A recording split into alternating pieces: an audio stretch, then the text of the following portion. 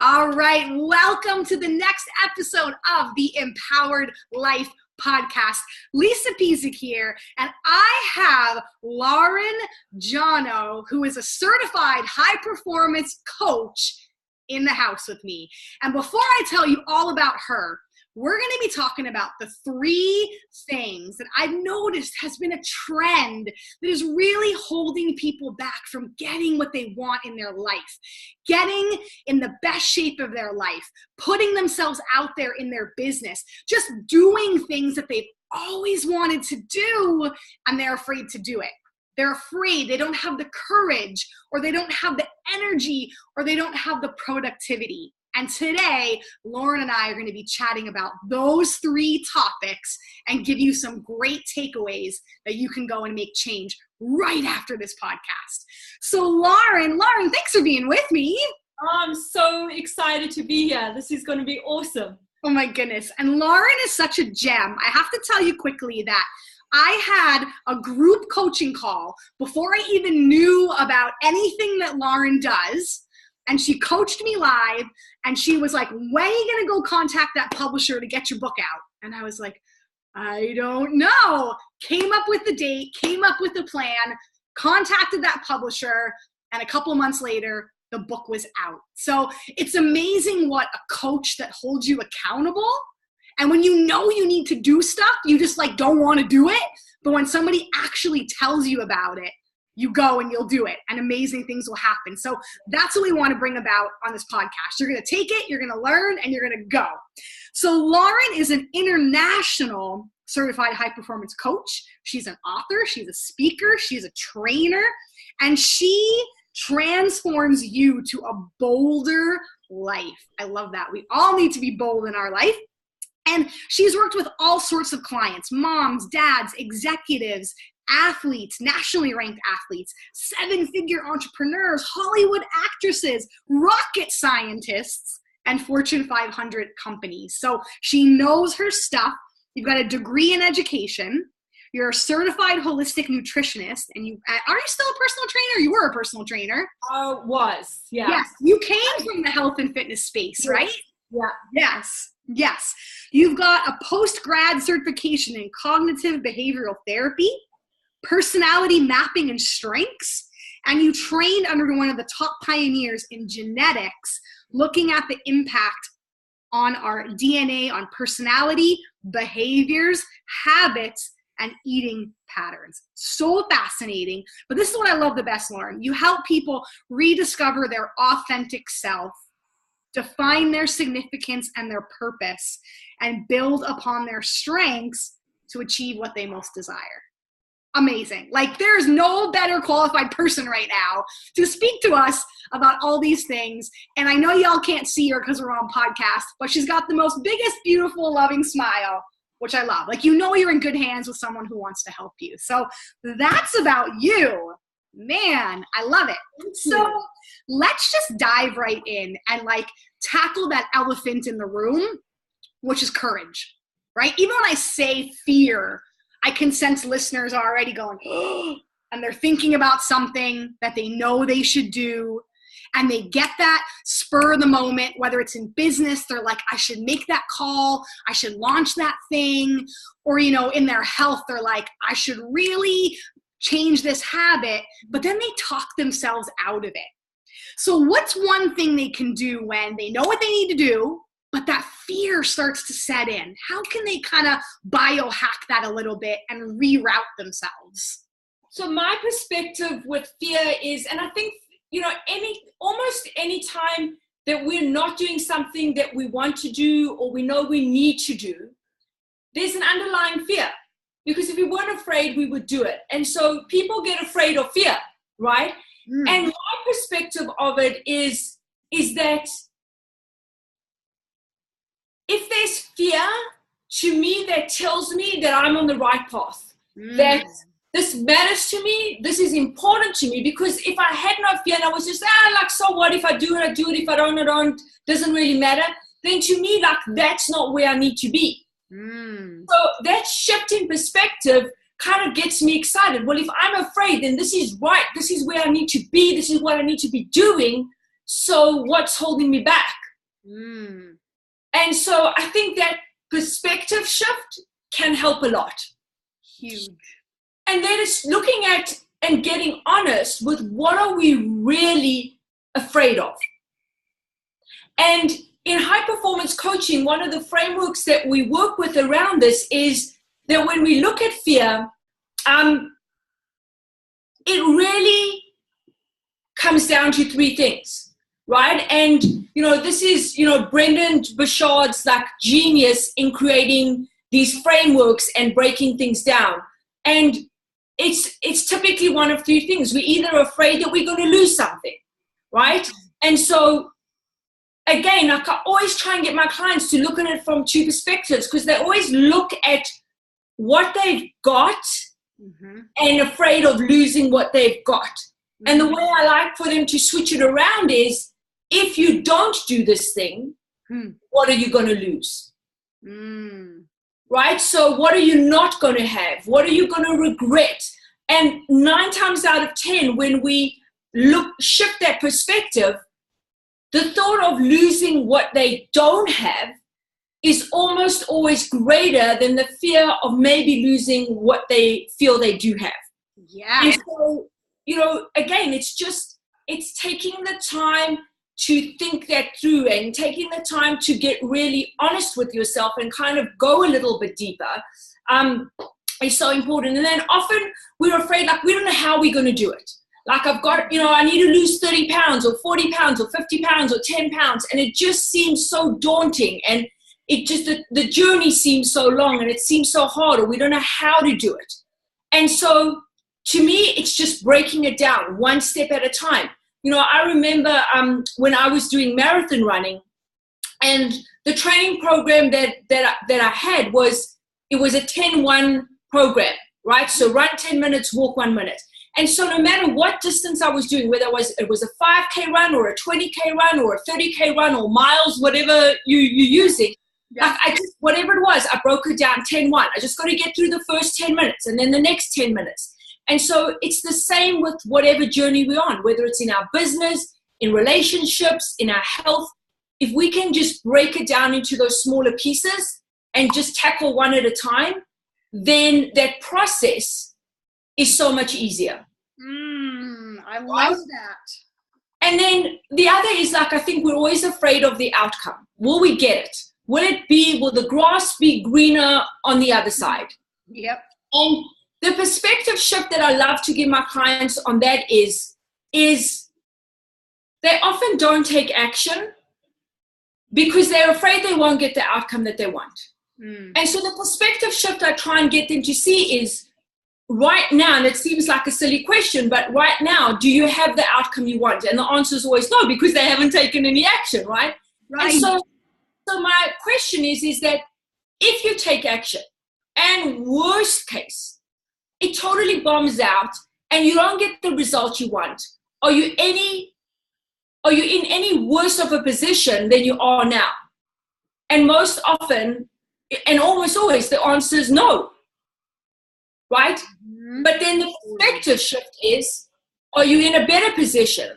And often they go, no, I'm not in a better position. But when I work with them, I go, actually you are. Because even if things bombed out, you learned something. Yes. And that's going to be valuable to you moving forward. So even if you didn't get the result that you want, you learned something, and therefore your outcome is better than if you hadn't started. And so if we can just look at, taking the next step and being courageous and have those shifts in perspective, then all of a sudden it's not so scary and it's easier to do it. Yes. So courage is really a mindset shift, and action taking is what helps you get past it. So that's my perspective. Yeah, I think it's great perspective, because I'm looking at this page of notes that I just took from what you said, and some things that jumped out at me was, when you get afraid, you're on the right path, and you should ask yourself, how can I actually be excited about this? Because I know that this is where I'm meant to be, and if I wasn't scared, then it means I wouldn't care, and then I'm not doing what I've been called to do or what I want to do. And you got to think it through and break it down to one step at a time, little by little by little.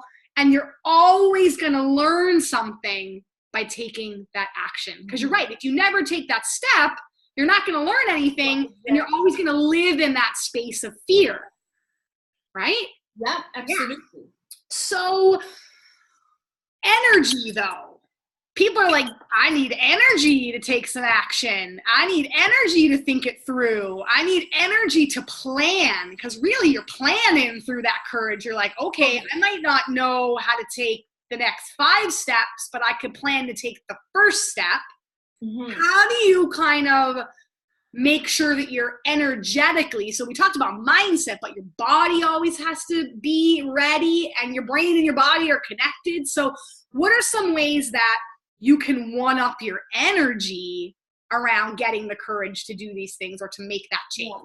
And this is like it's interesting, but it's not that we're talking about this, because energy is something I've struggled with my entire life. Mm-hmm. It is, no matter when I've been at my absolute healthiest, fittest, when I've been at my worst, energy, like I remember even as a 7-year-old kid, just being, tired. And so it's always something I've struggled with. So I'm very passionate about this topic.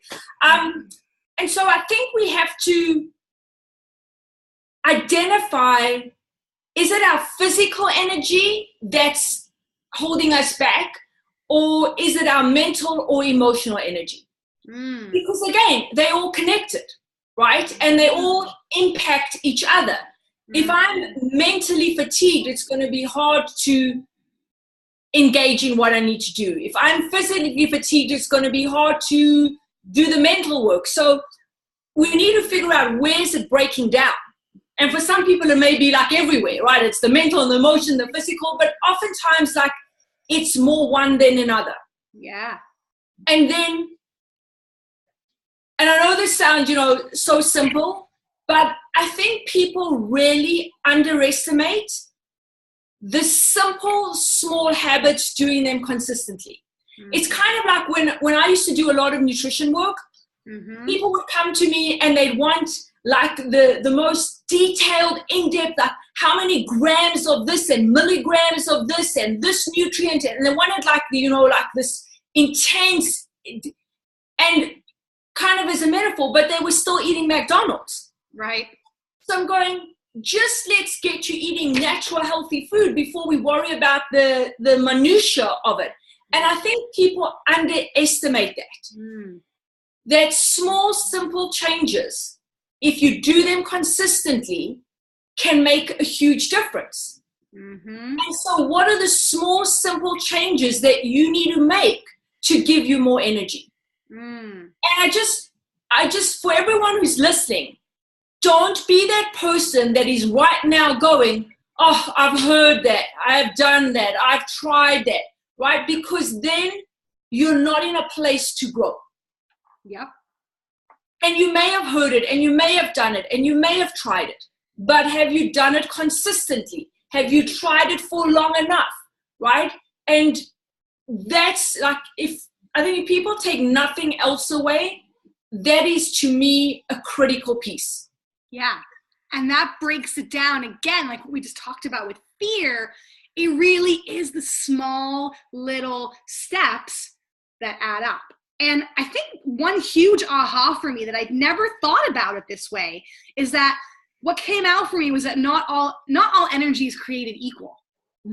Like when you're talking about the physical, the mental, the emotional, you're right. Your body could be in tip-top shape, but if you have huge stressors in your life, that's a drain. Or vice versa. You might not have a lot of stress in your life, but if you're eating poorly, not moving, not taking care of yourself, that's a drain. So really, it's almost like that 3 pieces of the pie, the physical, the mental, and the emotional, all have to be in check if you want to get to that next level. So it's almost a little bit of, and I know in high performance we do this, that self-assessment of what is the biggest drain right now? Is it my physical health, my mental health, and my emotional health? And once you got that, then what are those small tweaks or small things that you can do to make a change? You're right. People think that it takes the sun, the moon, and the stars. And then when they can't do the sun, the moon, and the stars, because not many people can, right? We're busy individuals. We balance a lot of balls. Then you go, forget it. It's too hard. It's not worth it. I'll never be successful.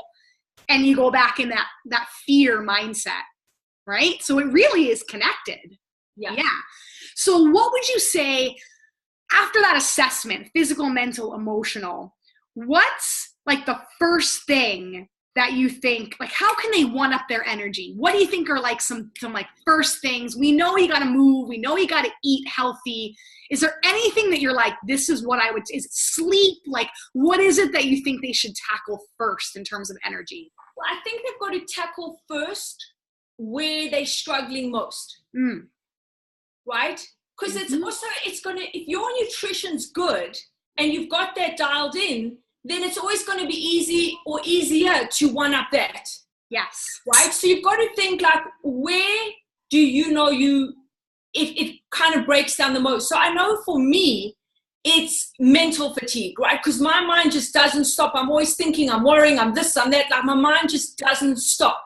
Like even at night, like I dream the most crazy dreams I can remember in the next morning. So mentally, I know that's where the fatigue is. So for me, meditation or something equivalent is critical. And so even though I may not get the workout in, or my nutrition may not be exactly what it needs to be on a particular day, but if I don't get the meditation in, then like there's almost like no hope. Yeah. So I think you have to really, again, and it's that self-awareness, right? Where do you feel that, what's impacting you most or what's draining you the most, and deal with that. Yes. And where do you want to move to, right? Because I know some people that I coach, once they get all that in, like maybe it's sleep. They're like, I sleep 4 hours a night. And I'm like, oh man, then before we tackle your fitness or your nutrition, let's tackle your sleep. Yeah. They start feeling better and they're like, oh my gosh, I didn't realize how bad I felt. Right. Now that sometimes people normalize that like groggy feeling, or, we don't pay attention to the clues that our body is giving us, right? And so what I've done with some clients as well is, because you're right, you can normalize how you're feeling, and you can have that, I'm coping on 4 or 5 hours of sleep, but we know there's not a piece of research that doesn't say that is going to compromise you. Yeah. So what I'll do with my clients, I'll say, okay, just humor me, just for 1 month, just get 6 hours of sleep. And it's exactly what you said. They come back and it sucks, because if you don't know what you don't know. So if you've never felt what it's like to feel energized and get that sleep, then it's hard to know what you're shooting for. Yes. So sometimes you just got to, yes, you may be getting away with whatever you're doing, but at some point it is going to catch up. And it is catching up with you even now that you may not realize it. Yeah. And I'm sure as a coach, you hear in the most loving way a lot of excuses like, oh, I have toddlers, or oh, I work full time, or oh, you don't understand, right? Oh, I have this, oh, I have that. I can't do what you're asking me to do. How do you help them make that flip when they've come up with is it that visualization, like going back to that, fear and courage thing? Or how do you help them when they're like, there's no hope for me, I can't do it? Okay. So I think, it doesn't have to be all or nothing. So it's looking at, what everyone can do something. You know what? Everyone can do something. So what's the something that you can do? And I also think this comes around to being honest in terms of, sometimes I think we use that as, how can I put it? So the excuse kind of keeps us safe, because if we don't have that excuse and we go and try and do what we want to do, and for whatever reason it doesn't go the way we wanted, or we're not initially as successful as we want, we've got nothing to come back on. But if I can say, oh, well, the reason my business isn't succeeding or my business isn't growing because I'm so tired, and I'm so tired because I've got toddlers, then it's a legitimate reason. Yeah. But if you go, man, I did everything, I got to sleep, I put it all out there and it still didn't work, or it's not going as quick, then I think for a lot of clients, that's a tougher truth to have to deal with. And so I think we have to look at, is there part of that that's going on that's kind of fueling the excuse? Now if that's not a loving kick to the behind, I love that truth. Your excuses keep you safe. Ooh, that's huge. If that's not like a journaling session in itself, why do I keep feeding into this excuse? What am I afraid? Back to that fear. What am I afraid of losing? What am I afraid of the worst case outcome? And I love that you said, again, breaking it down, that's that theme, into those small bits. Everyone can do something. Yeah. So the kick in the pants is that the excuses keep us safe, but the empowering piece around it is that you don't got to stay there. You can do something. You just have to find your something. Because how many times do we see that Mary down the street said, do this, and this started working for that person. And, you know, especially as moms, it's like every mom wants to tell you how to parent your children and what works for your kid. And sometimes what works for someone else isn't going to work for you. Right. And so that also comes back to trusting yourself. And that takes courage. Right? Because if everyone around you is doing one thing, and maybe it is working for them, it doesn't mean it's necessarily going to work for you. So what's your variation on it? And then it's having the courage, like if all the other moms are giving their kids one thing to eat and you know that's your kid's it's not working, it's having the courage to do something different. Yes. And it's no different with ourselves. And I know that's something that, you know, Brendan says, have that ability that you'll figure it out. Whenever I get challenged, I know personally when I get coached, because I have a lot of fear sometimes around things. Energy, I'm good, but sometimes fear, my brain goes to like, oh my God, what if, right? And then they always take me to that, okay, what if? What if that happens? And I always find a way to say, but I'll figure it out. I'll make it happen. So thing is to think about, even if the worst possible thing you can imagine happens, even if it does happen, which it almost never does, but just say it does, how will you cope with it? Yeah. And you know that you'll be able to cope with it, which we all can, because especially as women, we're resilient and we get up every day because we kind of don't have a choice, right? Yeah. That you just trusting that whatever life hands you, you will have the support and the ability to figure it out. Right? What's your definition? We bring up that word resilient. I love that word. What's your take on resiliency? What does it mean to me? Yeah, and just so you know, guys, I'm putting Lauren on the spot. We did not rehearse this. We were like, we're just gonna free flow. Resiliency, like I think it's one of my biggest strengths. There's no ways I would be where I am if I wasn't resilient. And to me, it is just not giving up when you're not supposed to give up. Sometimes we need to give up. Sometimes the smartest thing to do is to walk away from something, to quit. But only you're going to know if you're walking away because it's the right thing to do or you're walking away because it's hard.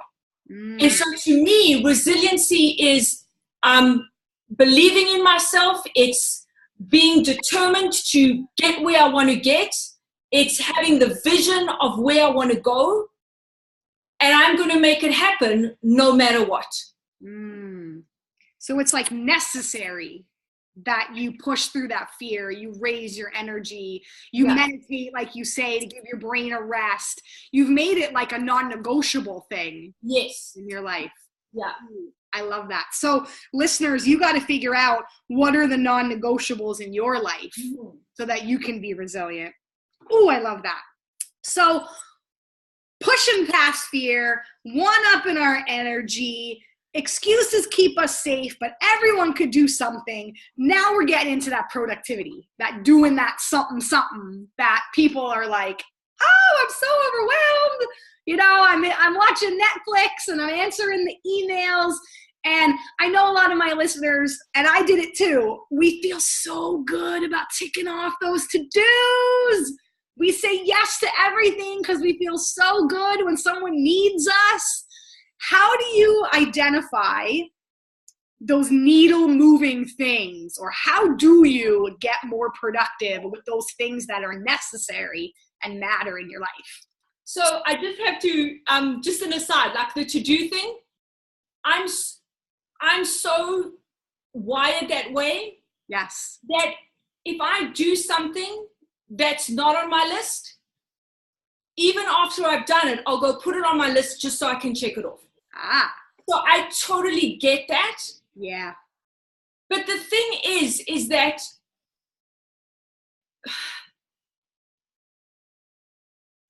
the to-dos are not necessarily going to be what's going to move us forward, right?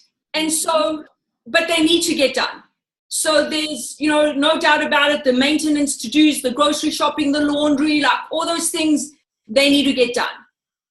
But what most people do is they put that first, and then somehow there's never time to do the stuff that's going to move you forward. So I think some key things is to every day remind yourself of why you're doing the needle moving things. So whatever your goal, your project is outside of family and life and maintenance and just keeping going, why are you doing it?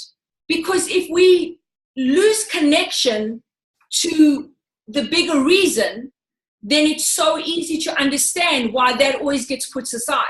And so, one of the strategies that I work with my clients and is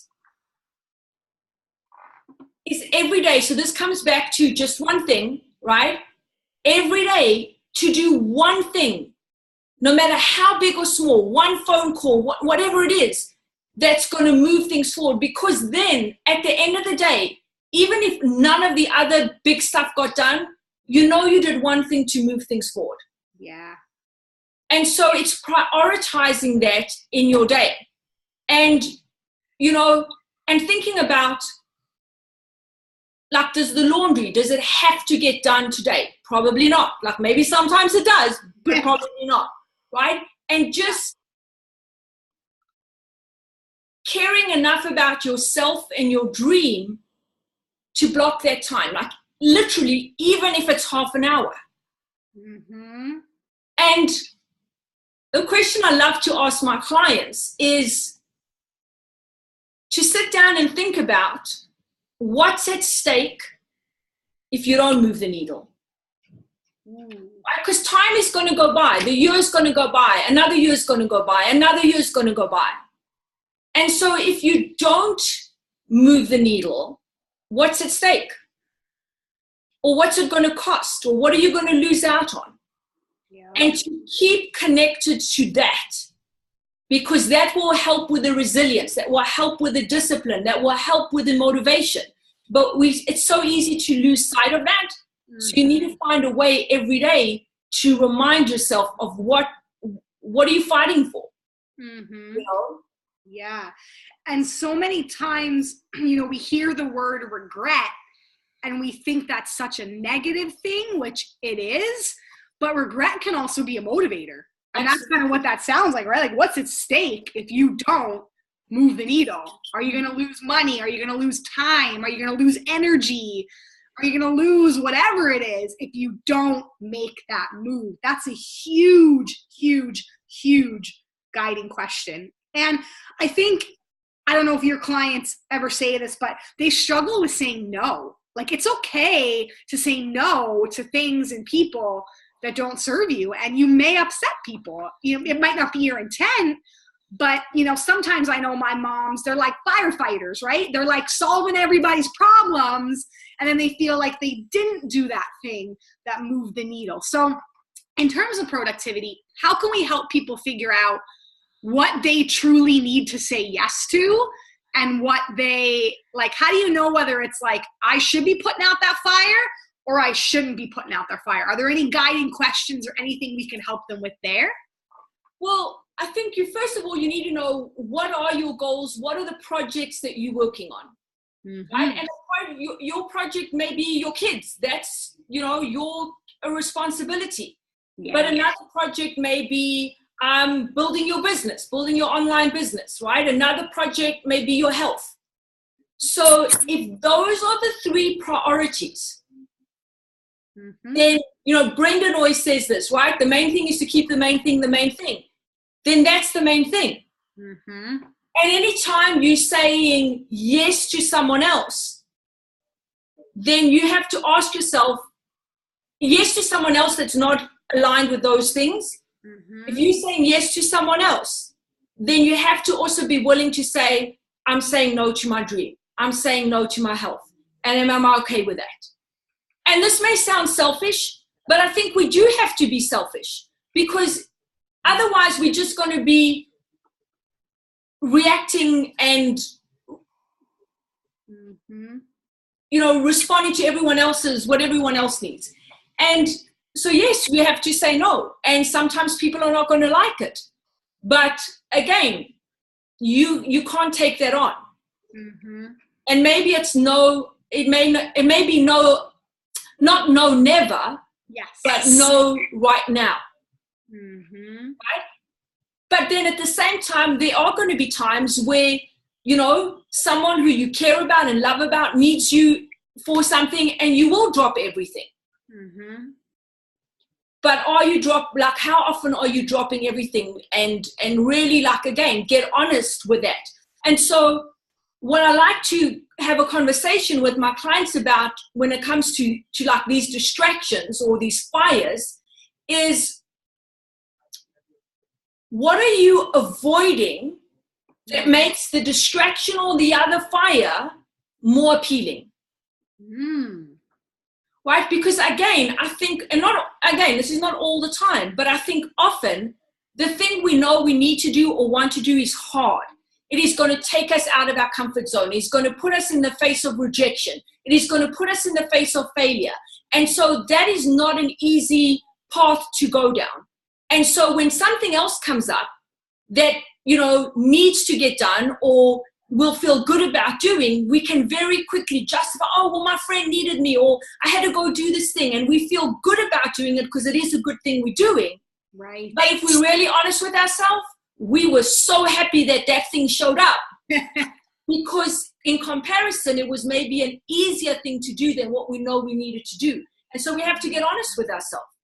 Wow. That is huge. I hope everybody wrote that down. The perspective when you're saying yes to someone else, you're saying no to your dream. And then that guiding question, what is making that fire more appealing to you, that you're avoiding what that needle moving thing is that you want to do? And I love how you're like, trust yourself, get honest with yourself, get real with yourself, right? Because no one else is going to do it for you but you. And no one can do it because you're the only person that knows. Yeah, that's huge. I love all the guiding questions that we're giving people, because these are all activities and it's like, take the time to sit down. Don't avoid that. Don't avoid when something pops up. Don't avoid not exploring that a little bit deeper or unpacking that a little bit more, right? Yeah. So, Lauren, what are you most excited about in the, we're like, how are we, a quarter through the year? Can you believe it? It's like we're going into April, we're going into spring. Like, I can't believe it, right? I was just doing a gut check with myself and I'm like, am I on path to where I want to be? Because it's not January, we're going into April. Speaking of productivity, what are you the most excited about that's like coming up in 2018 or something big there? I mean, it could even be something little that's happening. What are you most excited about? So I'm going to share something little. Yes. It's truly most exciting for me is I'm getting a puppy in a few weeks' time. Oh, yes. And I've wanted to have for over a decade. And finally the time is right. And it's interesting we're talking about productivity because I know that is going to impact my productivity. So I'm already thinking ahead, like, so how am I going to manage all of this? Because this is going to be a huge change for me. I don't have kids, and I typically my life is my life, so that I'm super excited about. I'm also super excited. I've got a monthly membership program, and we're really growing that and just helping more women just live that empowered life the same as you are. So those are probably the two things that I'm most excited about right now. What kind of puppy is it? I'm getting a mini Labradoodle. Oh, so cute. Do you have a name picked out yet, or are you going to wait till you see? I have a couple of names in mind, but I'm going to wait until I see which puppy I actually end up getting. Oh, that's so exciting. And I remember when we were booking this, you were like, I think we should do it on this day, because if we do it this day, I'm going to have a crazy puppy. I remember that now, right?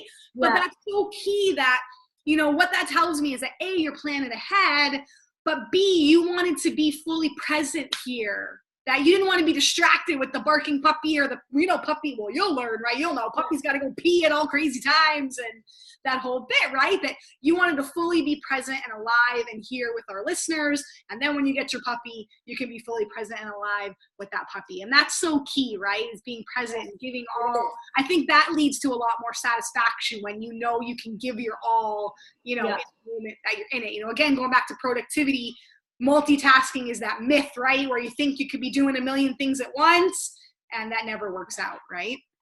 And on that note is for your listeners to think about, because I think we've all had an experience at some point in our life, right, of being that super productive person.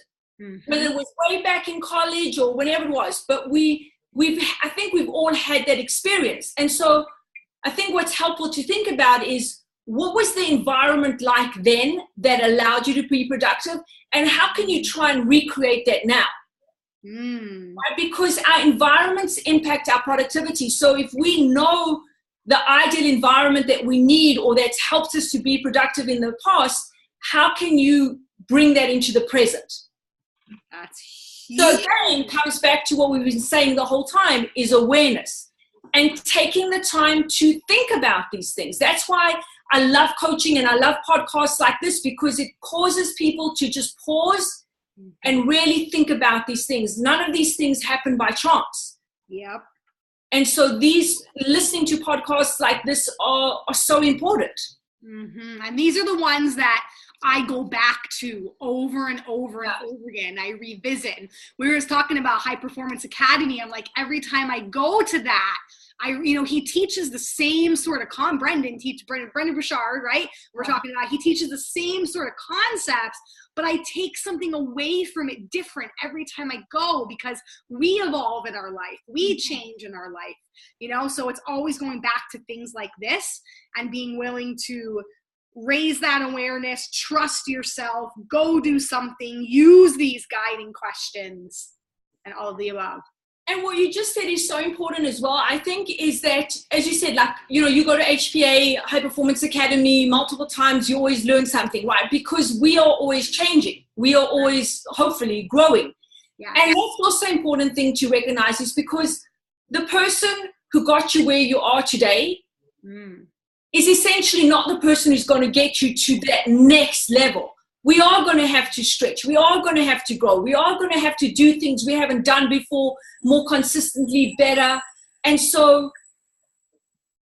we need to think about that, right? Who is the person that I need to grow into so that I can both achieve what I want and I can handle what I get?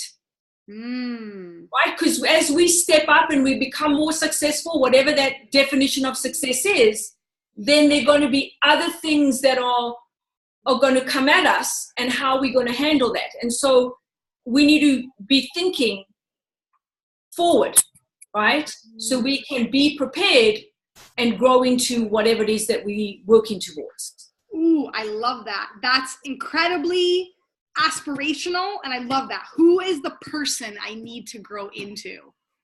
That raises you to that higher level thinking. And when I think about that, we all have our thing, but it's like, I think about my son, I think about my family, I think about the people I'm going to coach. Like, I'm sure you think the same thing. It's like, sometimes when you frame it from there too, you think about yourself, but I think about if I could aspire to grow into that, you know, more rested, more energetic, more productive, more courageous person, who's going to benefit from that too, right?